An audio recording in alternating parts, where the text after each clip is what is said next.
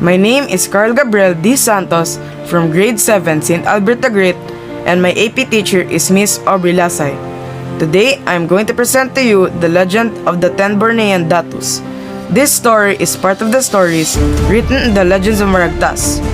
The Maragtas is a work by Pedro Alcantara Monteclaro, entitled History of Panay from the first inhabitants and the Bornean immigrants from which they descended. The work is in mixed Ligaynon and Kinaraya languages in Iloilo in 1907. It is an original work based on written and oral sources. The legend says that in 13th century, 10 datus or chieftains from Borneo left their land together with their families and friends to escape the cruelty and injustice of Sultan Makatunaw, the ruler of Borneo. The 10 datus and their wives were Datu Puti and wife Piangpangan, Datu Sumakwel and wife Kapingpangan, Datu Bangkaya and wife Katurong, Datu Paiborong and wife Pabilaan, Datu Paduhinogan and wife Tibong Sapay, Datu Dumangsol, Datu Libay, Datu Dumangsil, Datu Dumalagdog, and Datu Balansukla. Without knowing where to go, they sailed under balangais. Balangais are vintas or boats. The 10 datus ventured into the night with their boats across the ocean. At first, they thought that they will die in the middle of the sea. They finally reached the island of Panay and made friends with the tribe called the Aitas, led by Chief Marikudo.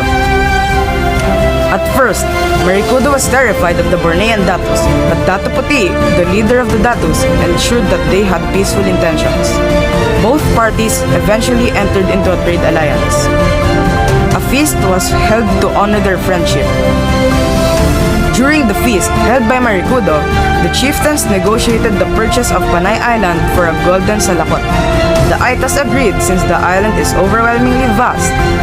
After that, Marikudo and his people bade farewell to the Borneans and went into the hills. 3 of the datus decided not to settle in Panay but to sail northward. The 3 were Datu Balansukla, Datu Dumangsil, and Datu Puti. They settled in some parts of Luzon. They reached Lake Taal, Batangas Province. Impressed by the fertility and scenic beauty of the area, Datu Balansukla and Datu Dumangsil settled there. 7 of the 10 datus settled in Panay.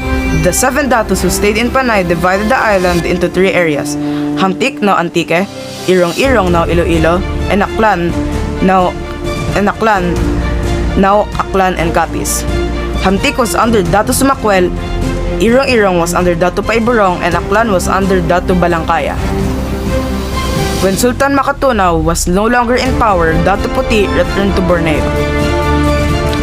It is important to note that the story of the buying of Panay by 10 datus coming from Borneo is told in the Maragtas, a legendary account about the pre-Spanish Panay Island.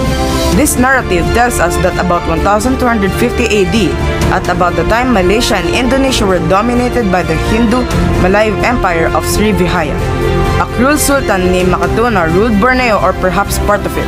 Because he was cruel, 10 of his datus decided to leave Borneo and seek their freedom and fortune beyond the sea. This led to the birth of the pre-colonial Philippine culture and population, and the Borneans and Aitas lived in peace and harmony. However, recent studies discovered the irregularities of the said legend, and thus it must not be believed as a reliable source of facts on pre-colonial Philippines. But still, these studies are contested through history, is somehow limited to written historical accounts. The legend is considered spoken historical account and part of Filipino culture. The legend is an important part of the life, culture, and identity of the people and inhabitants of Panay Island, Aklan, Capiz, Iloilo, and Antique. There is no argument that the roots of the word barangay came from balangay, the boat used by the 10 Bornean datus and their families. Until now, the head of the barangay is a barangay captain, the only head of a government unit named after a boat. The Ati-Atian Festival is a Philippine festival held annually in January in honor of the Santo Niño, which translates to Holy Child or Infant Jesus, in several towns of the province of Aklan, Panay Island. The biggest celebration is held during the 3rd Sunday of January in the town of Calibo, the province capital. The name Ati-Atihan means to imitate Ati, the local name of the Aita people.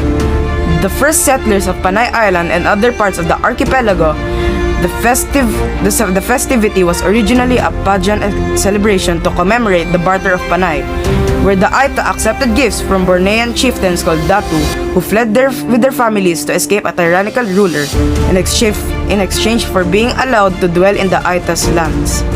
They celebrated with dancing and music, with the Borneans having painted their bodies with soot to show their gratefulness, and camaraderie with the Aita who had dark skin. Later on, the festivity was given a different meaning by the church. I hope you have learned more about the Philippine pre-colonial period before the colonization period. Again, I'm Carl Gabriel D. Santos. Thank you for listening.